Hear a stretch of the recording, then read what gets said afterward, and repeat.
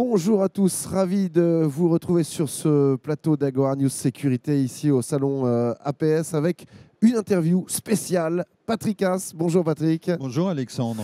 Vous êtes le directeur du magazine En toute sécurité qui vient nous présenter également la nouvelle édition de son atlas annuel de la sécurité. Patrick, vous fêtez vos 30 ans, enfin l'atlas, soyons plus précis. Moi j'en ai un peu plus. C'est vrai, à peine 3. Alors, nouvelle édition, 30 années on l'a dit. Quelles sont les nouveautés cette année? De l'atlas ou de la profession? Déjà de l'atlas. Alors de l'atlas, d'abord la couleur de la couverture, parce qu'elle change tous les ans pour bien la distinguer. Bien sûr. C'est une plaisanterie, mais c'est une volonté de le démarquer. Dans ma bibliothèque pour trouver la bonne année. Oui, la bonne année. Voilà. Non, la nouvelle, c'est que on a par exemple créé une rubrique start-up, puisque c'est un phénomène relativement récent dans la sécurité. L'éclosion de ces startups dans tous les domaines de la sécurité d'ailleurs. C'est-à-dire que vous listez les startups? On ne liste pas, on analyse les tendances. D'accord. C'est-à-dire qu'on voit qu'il y a beaucoup de startups dans la sécurité électronique, mais aussi dans la sécurité incendie, un secteur un petit peu plus traditionnel, par exemple, ou même dans les EPI, c'est-à-dire les équipements de protection individuelle. Donc ça fait partie des nouveautés. Y en a-t-il d'autres? Oui, il y en a toujours, évidemment, des interviews d'experts. Alors ça, c'est pas nouveau. Chaque année, effectivement, oui, mais vous avez... différents. Bah, oui. Alors, voilà. Est-ce qu'on peut en citer quelques-uns? Alors, il y a Philippe Aloncle, le délégué aux coopérations de sécurité du ministère de l'Intérieur. Il y a le président du CDSE, les présidents d'Agora, des directeurs sécurité, une interview aussi d'Alain Juillet, ancien président du CDSE. Voilà, nous avons une rubrique NAPS aussi. Dans ces interviews, chaque année, vos invités, si je peux m'exprimer ainsi, expriment leur point de vue sur l'univers, parlent des nouvelles tendances? Oui, tout à fait. Alors, chaque année, c'est un thème différent. Là, effectivement, ce qui ressort, c'est beaucoup l'invasion, si je puis dire, la prolifération des nouvelles technologies dans le monde de la sécurité.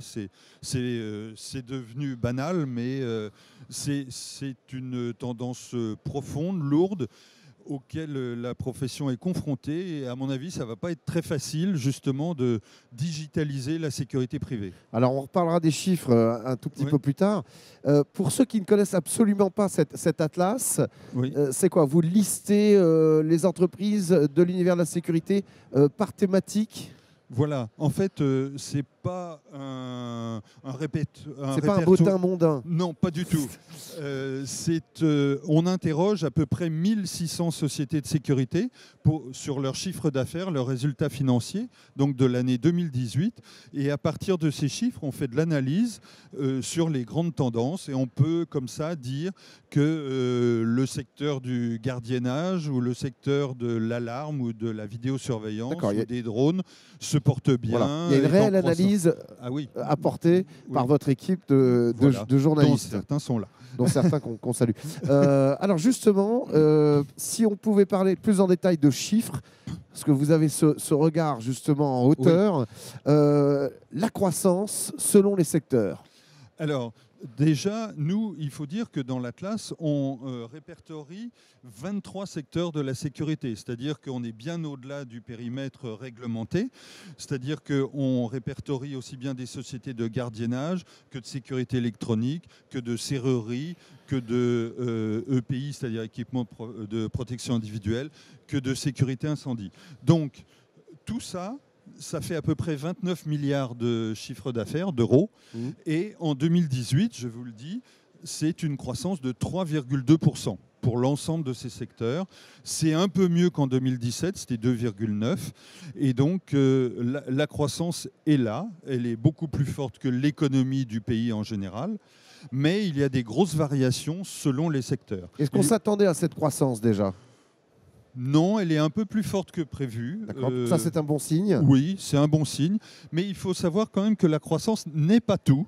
et qu'il y a d'autres baromètres qui sont aussi très intéressants. Mais pour répondre à votre question, il y a des secteurs qui se portent très bien, comme par exemple la cybersécurité, comme par exemple la sécurité électronique en général, qui progresse de 4-5% à peu près en 2018. Ouais. Mais qui est ralenti quand même. La croissance ralentit un peu partout. Alors, dans ces baromètres, il y en a certains dont le signal n'est pas très bon. Oui.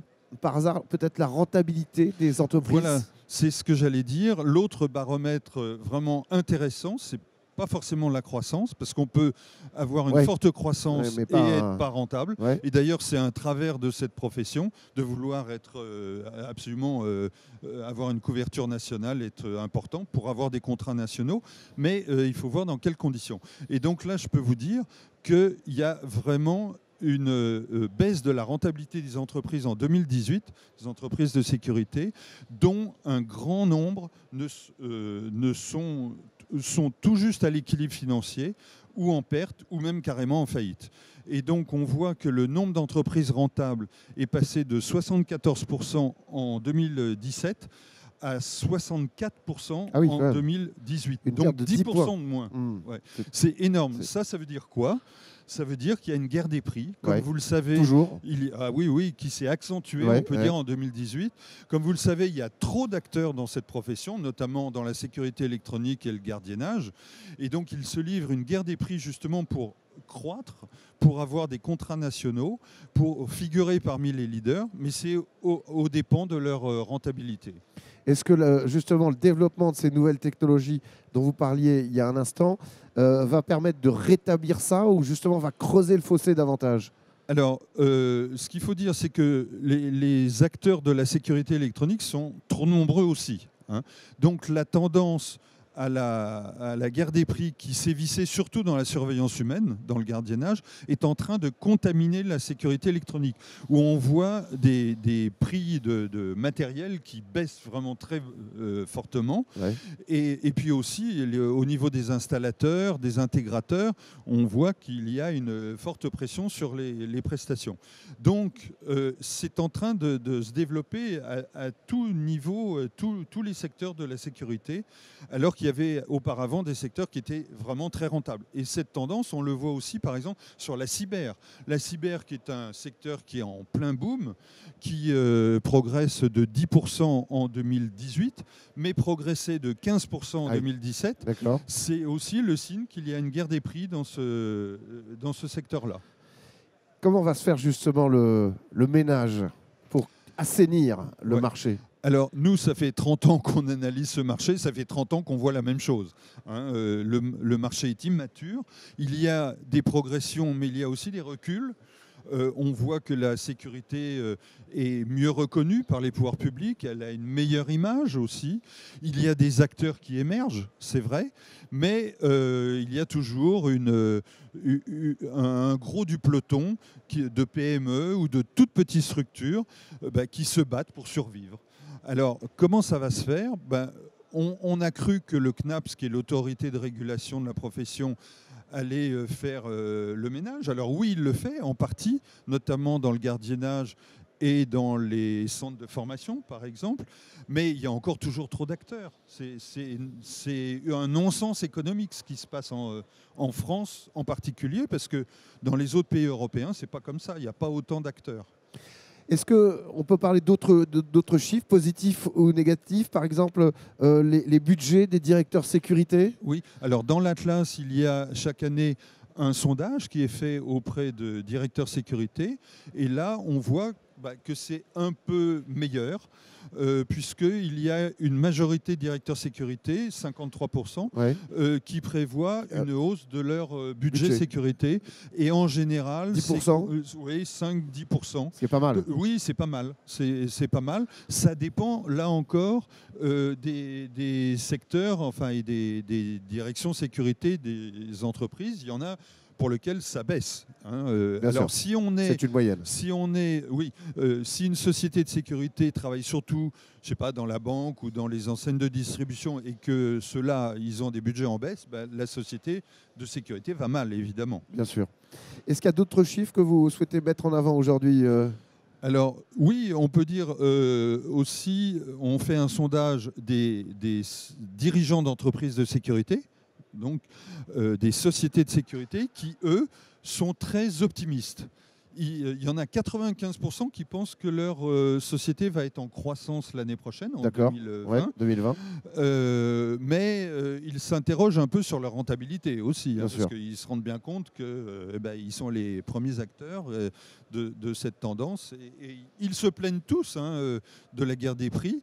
Mais ils la pratiquent tous. Ils la pratiquent tous, plus ou moins. Plus ou moins. Justement, et vous, avec votre regard un petit peu comme ça, pointu et extérieur, entre guillemets, hein, comment vous voyez l'année 2020 ? Alors l'année 2020, d'abord l'année 2019, Oui, elle sera à peu près pareille qu'en 2018. d'accord. 2020, nous, on prévoit une toute petite baisse, un ralentissement de la croissance autour de 3%, 2,9%. Pourquoi ? Parce que un grand nombre d'activités de la sécurité privée sont calées sur le PIB de la France. Sur l'économie en général. Parce que si on ferme des usines, c'est autant de contrats en moins de surveillance, d'installation de sécurité électronique, etc. Donc la croissance n'est pas très bonne en France en ce moment et pour 2020, 1,2%. On voit quand même une tendance profonde, c'est que si le PIB est par exemple de 1%, la croissance de la sécurité privée est de 2 à 3 fois plus important. D'accord. Donc c'est une règle, voilà. Mais donc si le PIB n'est pas bon, la tendance baisse. 2020, ça va être à peu près pareil. Nous, on pense que les effets bénéfiques, par exemple, de grands travaux pour les Jeux Olympiques de 2024, vont être un peu plus tard, en 2021-22. Justement, est-ce Oui. que des événements internationaux organisés en France peuvent tirer la profession à tout point de vue vers le haut ? Oui, bien sûr. Et c'est essentiel, c'est même crucial, puisque, par exemple, il y a des technologies qui sont quasiment interdites en France, comme par exemple la reconnaissance faciale, qui devront absolument être employées pour les Jeux Olympiques.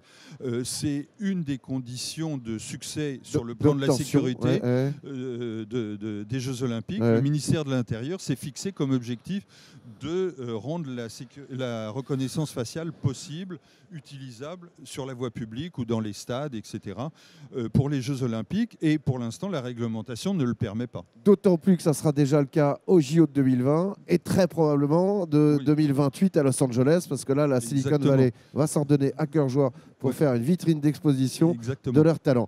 Merci beaucoup, Patrick. Juste une dernière question, deux en une. Comment on se procure cet atlas ? Alors sur notre site internet, sur notre stand qui est derrière, voilà, on a notre site internet et on peut le trouver très facilement. Il est vendu uniquement chez nous. D'accord. Voilà. Combien de pages ? C'est 232 pages d'analyse, de chiffres. Il y a à peu près 25 000 chiffres, mais il y a aussi une centaine de pages d'analyse. Et combien ça coûte ? Ça coûte 270 € ou 240 quand on est abonné à notre journal. Merci beaucoup, Patrick Haas. À très vite pour une nouvelle émission produite par Agora News Sécurité. En attendant, prenez soin de vous.